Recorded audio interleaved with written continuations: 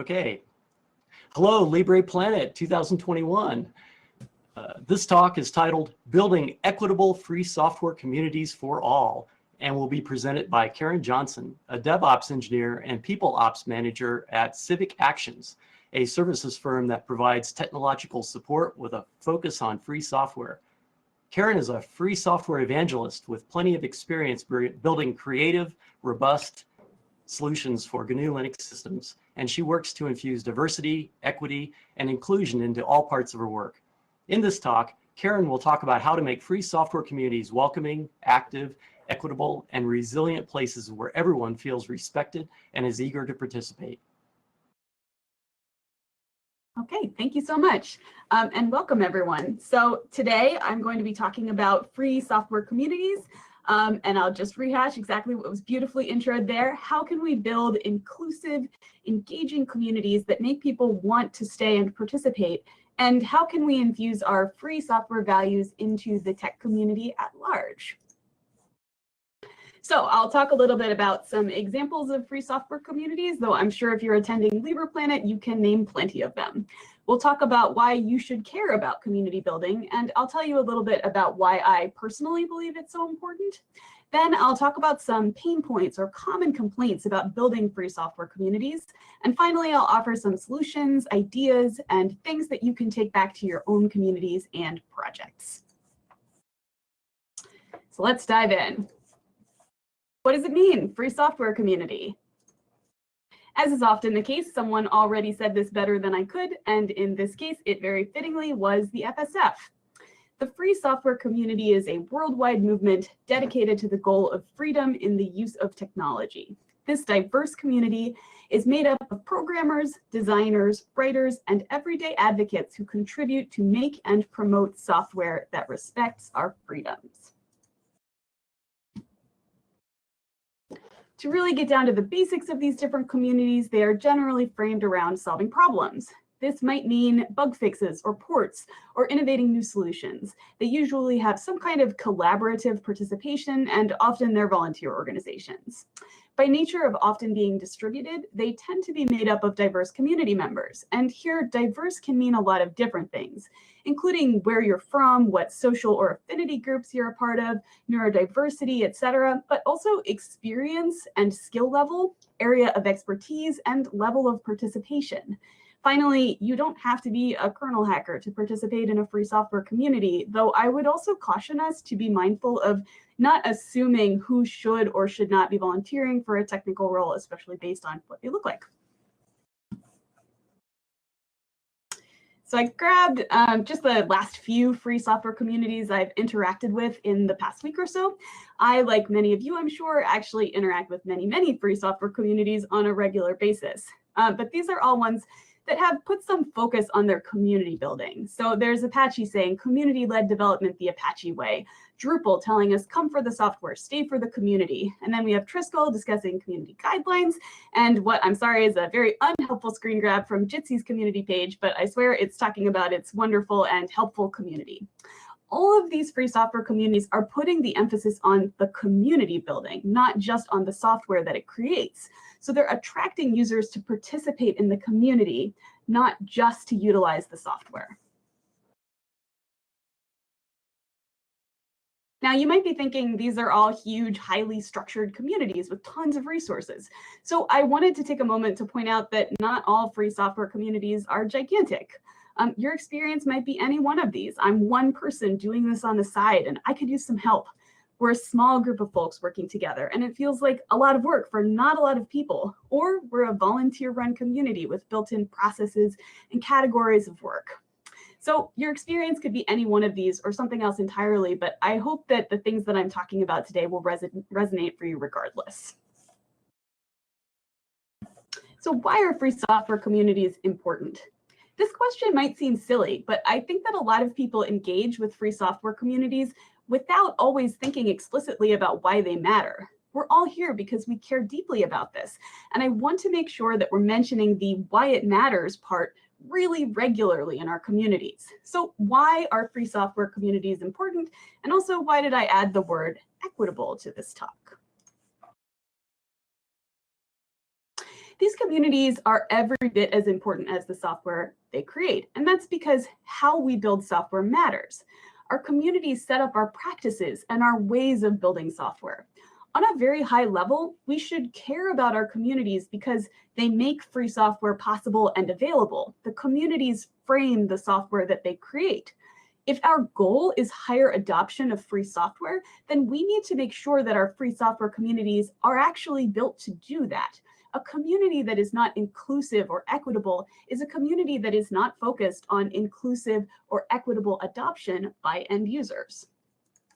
So why do I personally care about this so much?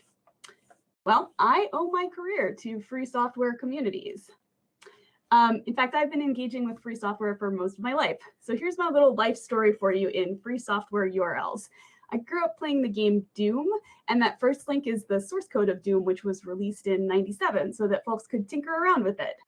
Later on in life, I joined the DOSBox community, and it was because I wanted to play Doom again, and I wanted to experience it the way that I did when I was a kid. So that was my first exposure to a free software community that was doing something really for the joy of the community.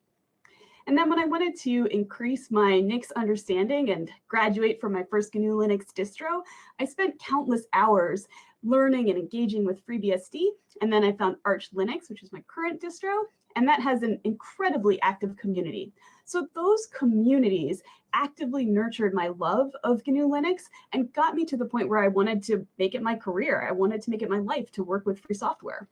The problem was that I didn't have a computer science degree. So instead, I turned to free software communities again. I volunteered for 2 communities. One was a video game community where I built game servers on Debian, and I turned that into a training opportunity and offered folks in the community free gnu+linux lessons. And that was basically just because I wanted friends to talk to about gnu+linux. But I hoped that they would then take that knowledge into the world with them. So they could watch my terminal, and I had them run little sandbox commands to gain familiarity with the operating system and to understand how it was running their game. And then I also became a system staff member for a group called the Organization for Transformative Works, which, if I can reach back into the depths of my memory, I believe was also running Debian, and it had a Ruby code base. And I was able to leverage these completely volunteer roles in free software communities to get my first job as a sysadmin, which jump-started my career. And finally, when I was ready for my next career move, I knew that I wanted to work with a company that valued free software. And so I came to work at my current job, where we do a ton of work with the Drupal community, as well as gnu+linux of various flavors. And we try to champion some additional free software tools like Moodle. So I want to briefly talk about why I am highlighting equity today. Diversity has become more and more of a rallying cry in hiring and community participation. In fact, the FSF quote that I shared earlier highlighted the fact that free software is a diverse community of users. We know that many people in many different places with different backgrounds and identities are using free software, and that's great. So the next piece of this puzzle is making sure that our communities have equitable structures for participation. So in the context of free software communities, diversity is who comes in the door, who participates in our communities. Equity is what structures we create and how they impact members of our communities, so how they can participate. And then inclusion, also a big part of what I'm talking about today, very closely connected. What opportunities are available to folks? What's championed and supported by the community for all community members? How welcoming is our community to its members? So free software communities can be powerful. They can be sources of education, friendship, validation, and they can be think tanks that produce innovative, community-driven solutions to software needs. So why isn't everyone participating?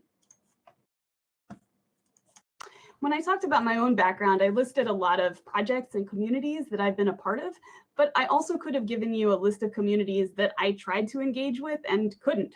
So I've seen plenty of these things in the wild myself, but I also spent some time reading about other people's experiences and interviewing them about why they don't stick around in a community. So these are some pain points that come up repeatedly. Difficulty getting involved, no training, limited time to support new community members, a bootstrap mentality, unclear goals, and finally, community toxicity. Let's talk about them. One of the biggest complaints I hear about free software communities is that folks cannot figure out a meaningful way to participate. And what do I mean by meaningful? Well, in some cases, they can't figure out how to participate at all because there's no website text about it or no README in your repo that's giving clear information on how to get involved. Maybe your site navigation makes sense only to you, or you assume people already know how to get involved, but you haven't actually said it. Or maybe you're assuming that the communication method that works really well for you personally is equally easy and accessible for everyone. Maybe you exclusively chat on Mumble or on IRC, and maybe not having additional ways for new users to ask those initial questions is actually preventing them from participating. Another common problem I see is giant walls of bugs that aren't clearly or consistently labeled. So it's great to point out smaller issues that a new person could take on, but it's also important to remember what it feels like to be new to a system. So we should not be labeling bugs as trivial or new user friendly if they are not actually trivial to a new person, but simply to you who's been looking at them for years. So let's say that our new community member has figured out how to get involved. The next thing they will likely need is some training. So the pain points here are no documentation that requires you to have the exact same operating system, software versions, and setup as whoever wrote the docs, or documentation that is extremely stale. Another tendency is to just throw work at a new volunteer because you don't really know what they can do yet, and it feels awkward to just have them waiting helplessly, looking for something to do. But without a clear onboarding process, you're likely to get confused participants who are not necessarily solving the right problems or writing the code that you want or expect. And then finally, there just might not be a ton of support for onboarding at all. Usually a new community member will show up and say that they have issues getting their environment ready so that they can work. And if they don't get responses from the community to support that setup, they are quite likely to leave and never come back. So even though those questions can feel boring and frustrating if you've answered them many times, from the perspective of the new person, you're asking them to do work, but refusing to help them get to a place where they can actually do it. And that's frustrating. Hand in hand with that user support piece is the RTFM or bootstrap mentality. You might hear someone in the community complaining that people need too much help or they're asking questions that have been answered elsewhere. Things like, nobody ever held my hand and I figured it out. If you can't search the docs for this common issue, you probably shouldn't be here. Or come back when you know how to use a computer, that kind of stuff. This creates a community where there's no space for beginner questions. And often this is characterized by impatience in the community, as though those beginner questions are an interruption to something more important. I just mentioned impatience. Sometimes that's coming from a community where people feel stretched very thin. So only a few people have the answers to the more complex questions and everyone is vying for their attention. The community might have a small number of highly active participants and it would crumble if those few people suddenly stopped participating. And because information is not easily and evenly shared, onboarding a new participant to the point of being productive and useful can be extremely difficult. The next pain point is directionless communities or communities with unclear goals. Maybe your community doesn't have a clear mission or goal. People might be fighting about how to solve problems or in what order. You might be receiving conflicting fixes to problems, and folks are getting mad if their fix isn't the one that was chosen. In these situations, there is often a feeling that you're just not making progress on anything. It's a bit of treading water, and that everything you try to do is a big fight. And then my last pain point is community toxicity. Now, I think that we've all heard about toxic communities at some point in our free software lives. I thought a lot about how to describe this, but honestly, this is what it comes down to for me. The community is not diverse. It is not equitable. It is not inclusive or welcoming. So maybe your community is full of a bunch of people with the same experiences who think exactly the same way. And that can make it hostile to diverse participants who are not just like you. Or the community is not equitable. You don't have procedures that make sure that everyone can participate. Or the community is unwelcoming and it doesn't do anything to allow you to feel included. And the simplest way that this shows up is that interactions feel hostile, unfriendly, and just leave you not feeling great. You don't look forward to having to communicate with people in the community about issues you're having or ideas that you have. If some of these pain points are part of a community that you belong to, you might hear one of these comments. I could have done this better myself. I don't have time to explain everything to you. These volunteers don't know what they're doing, or they're useless. There's no way to get rid of this dead weight, these people who aren't helping us. Nobody ever volunteers to fix things, or tons of people use my software, but nobody ever contributes.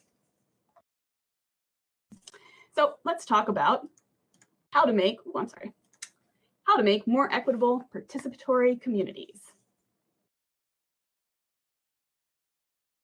I always believe in validating that a problem should be solved before I put cycles into solving it. So let's talk about why we should make this effort. First, my kind of squishy feelings reason. We attend this conference every year to talk about how to get more people to use free software, to build free software, to engage with free software. If there are barriers in our own communities that are preventing these goals, then we should work to resolve them. And the other reason is because we'll create better code this way. When we invite more folks into our communities and are truly welcoming and inclusive, they will share with us their unique perspectives, their creativity, their passion, and their problem solving.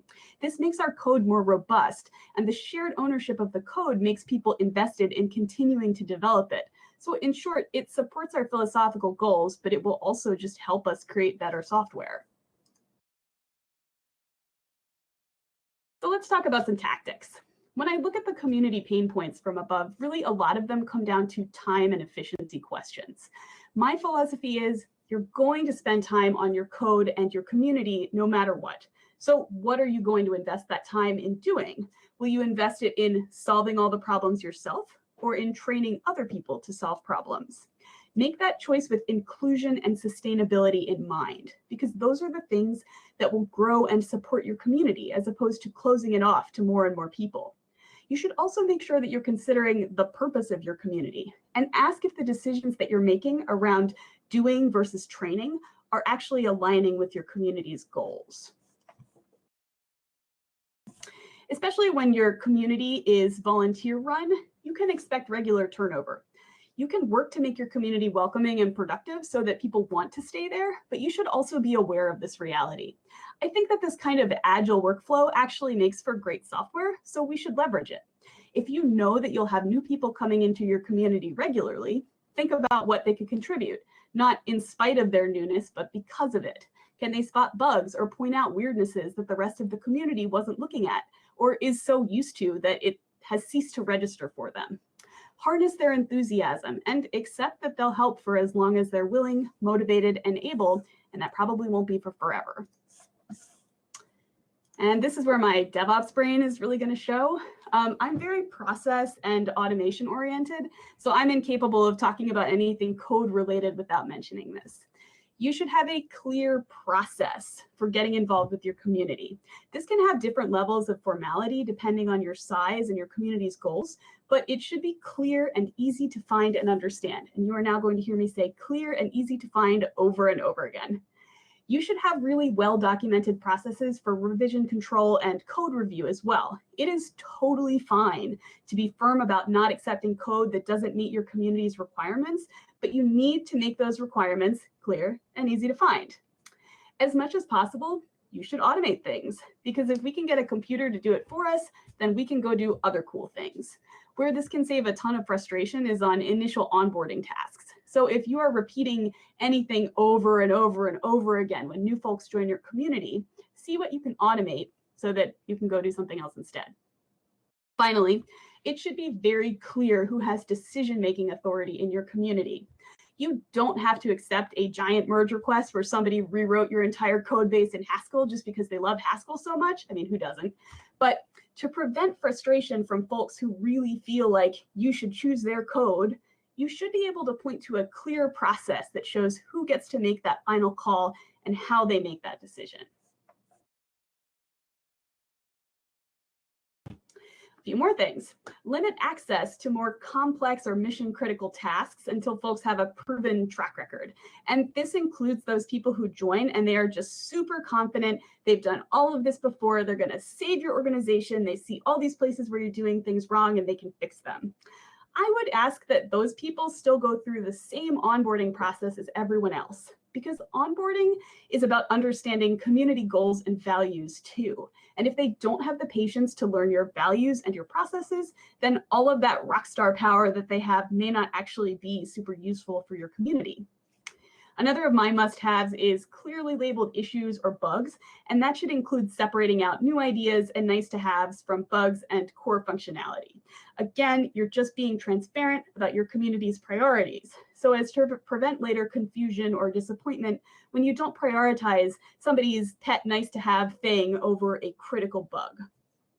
Finally, some higher level stuff, you should always be looking back to your goal or your vision and be willing to share the why behind your choices. If you make a habit of being clear about why you're doing something, you will build trust in your community, and you'll actually save time when you don't have to answer those questions repeatedly. Just be transparent up front. So, automation, endless patience, utopic communities, that might sound like a lot of work to you. And to that, I'd say, well, maybe it is, but that doesn't mean it's not worth doing. Again, your community is going to require work no matter where you choose to focus your energy. It's up to you to decide how you contribute and whether or not your contributions will help to sustain the community. If you are striving to solve problems in elegant, evolving ways, then consider if you can shape your community to help accomplish that. And finally, remember that we can use our free software communities to help normalize free software and make it useful and available to everyone. And that means being inclusive. Also, I just think it's worth the work to create a community that people really love being part of. I think it's worth it to create something that special. I think that is how we build sustainable change. So I'd like to close by leaving you a few next steps and ideas that you can bring to your communities. These are just some smaller things that you could start doing pretty quickly. So if you're looking for some simple ideas, I would encourage you to think about the communities that you participate in. Why are they important to you? What do you hope they'll accomplish? If you're participating in a group where you aren't part of the leadership, then do you feel like you know the leader's goals? Do you feel like you know the community's mission or goals? Can you easily find that on the website, the repository, or wherever you interface with the community? If not, I would consider asking the community to make that more findable for new community members. And if you have the ability to do that yourself, then you should. Next, take a good long look at your community formation and consider why it might be the way it is. For example, are all of your community members coming from the same place? Do they have the exact same experience and context and needs? Are you seeing a real dearth of representation in your community? If so, consider doing some research about where you could post your call for participation so that more diverse communities see it. And make sure that you're committing to a space where they will feel welcome and included. If you have an application process for joining your community, you can also include some questions on that application about anything that kind of turned people off, made them less interested in participating, anything that made the process of joining the community less inclusive, or any accommodations that would make it easier for someone to participate. And you can regularly ask your existing community members that as well, so that you're continuing to adapt and build the community based on its users' needs. One way you can limit onboarding pain is to not accept community members all the time. Now, there might be different processes if it's very easy for you to add new people to your community and have them feel useful and welcomed. But if they need to learn about your system before they can be productive, it can be useful to limit how many people you bring on at once. Also, this model makes it easier to train new people on onboarding processes so that you can distribute that work as you continue to grow and accept more community members. And if you have a limited call for participation, you can also tie that to asking them to commit for a certain amount of time. So it makes it a little bit easier to get like a 3-month, 6-month, or 1-year commitment from the people who have gone through that process. Also think about what processes you can automate again. How can you make least effort documentation that is easy to keep current? What practices around comments and code and in revision control can also act as documentation? Again, this is about shifting where the effort goes so that it's more sustainable and more supportive of your community members. Once you've got a community, A great way to make sure that it stays lively and active is to audit your processes for equity and inclusivity. Are your practices clear? Is the work flexible enough to account for different lifestyles and time zones? You aren't going to fix every possible language barrier, for example, but you could be transparent about where translation volunteer work could be really useful. Also, are accessibility needs preventing people from volunteering? If they are, I would say you're also limiting how much end users with those accessibility needs can use your software. So supporting those volunteers helps make more robust software that also supports our end users. Finally, you might be looking for a way to give back to your volunteer community or a way to increase the impact that free software can have. There are tons of ways to do this, but here are just two quick ideas. Consider what other communities you can align with. Us free software fans tend to have other movements and groups that we care about, so you can leverage your skills in free software to help meet the technology needs for a social movement, maybe. This can help both communities because you're giving members of that social movement training and inclusion in your free software community, and you're also helping their movement to work using ethical software choices. People who are concerned about other kinds of ethics may be more aware of why they should care about free software. And it's also a way for you to bring more of that diversity into your own software community at the same time. And then a second idea is you can offer to help your community members frame their learning and participation so that they can leverage this experience on their resume. This is something you can do without a huge amount of effort, and it can drastically change their lives. By helping our community members build their skills in free software work, we increase the number of people bringing free software into their professional lives. And that is a beautiful way to both support our free software communities and to help invite many more people into the world of free software. This talk is mainly, I would say, focused on people who have some community organizing, but I did just want to leave you with a couple thoughts on how you as a member of a community can also contribute to the culture and vitality of your organization. If you're more experienced in the work that your community is doing, you should try to keep your beginner's mindset. Remember to think about problems as if you were a newer community member and not assume that everyone has all the experiences or answers that you have. Try to be curious and interested in their thought processes because they might actually be pointing out UI clunkiness or accessibility issues that you had not had a reason to notice. When we join a community, we're often thinking just about the problems that we personally can solve. I mean, that's why we joined. So I would encourage us all to be thinking instead about how we can use our problem-solving skills to build communities. Sometimes you need to be the person who fixes that terrible bug. You're the only one who can do it. But other times, is it more powerful for you to be the person who shares that knowledge with others so that they too can fix terrible bugs? Always be thinking about community growth and well-being and let that guide how you work. Again, be curious and genuinely listen to other people. Rather than assuming that you know the most in a room, you can use your leadership skills to make sure that everyone is heard and included. And finally, if you're seeking out a new free software community, know that there are tons of them out there. Read about their mission, their values, and their community standards. Don't be afraid to ask questions about the community and how it supports its participants. It's okay to decide that a community is not a fit for your needs, but don't give up.